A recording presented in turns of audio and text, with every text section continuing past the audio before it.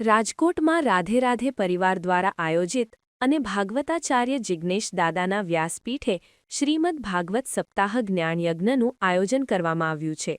તે પૂર્વે જાગનાથ મહાદેવ મંદિરથી પોથી યાત્રા નીકળી હતી, જેમાં હજારો ભક્તો ભક્તિના રંગે રંગાયા હતા.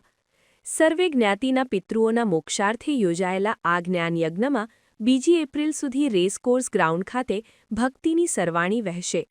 ખાસ કરીને રાત્રિના સમયે યોજાનારી કથામાં રાજકોટવાસીઓ જિજ્ઞેશ દાદાના મધુર કંઠે ભગવાનની લીલાઓનું રસપાન કરશે.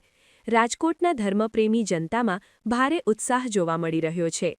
દ્વારિકાનો નાથ મારો રાજા રણછોડ છે, એને મને માયા લગાડી રાજકોટ ખાતે રેસકોર્સ ગ્રાઉન્ડ ખાતે ભવ્યથી ભવ્ય શ્રીમદ ભાગવત સપ્તાહનું આયોજન કરવામાં આવી રહ્યું છે અને તેની આજે શોભાયાત્રા પણ કાઢવામાં આવી છે. ત્યારે આપણે આયોજક સાથે વાત કરીશું કે શું આયોજન છે અને કઈ જગ્યાએ અને કેવી રીતે આયોજન છે શ્રીમદ ભાગવત સપ્તાહનું. શ્રીમદ ભાગવત કથાનું આયોજન કરવામાં આવ્યું છે અને છેલ્લા 1.5 મહિનાથી આ કાર્ય ચાલુ છે.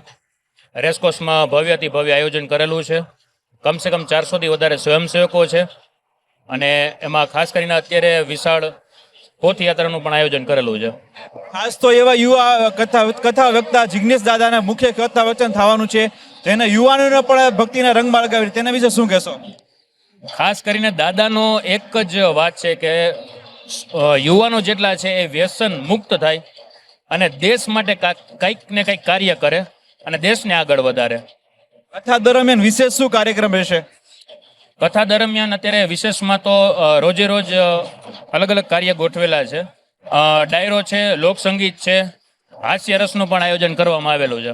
કથાનો સમય શું રહેશે અને વ્યવસ્થા કેવી કરવામાં આવી છે? કથાનો સમય રોજ સાંજે 8 વાગ્યાથી 11 વાગ્યા સુધી છે. વ્યવસ્થા ઓલ ઓવર કેવી રીતે કરવામાં આવી છે? વ્યવસ્થાના ભાગરૂપે અત્યારે ગ્રાઉન્ડની અંદર જ પાર્કિંગ છે અને સ્વયંસેવકો દ્વારા જ આ બધું કામ પૂરું પાડવામાં આવ્યું છે.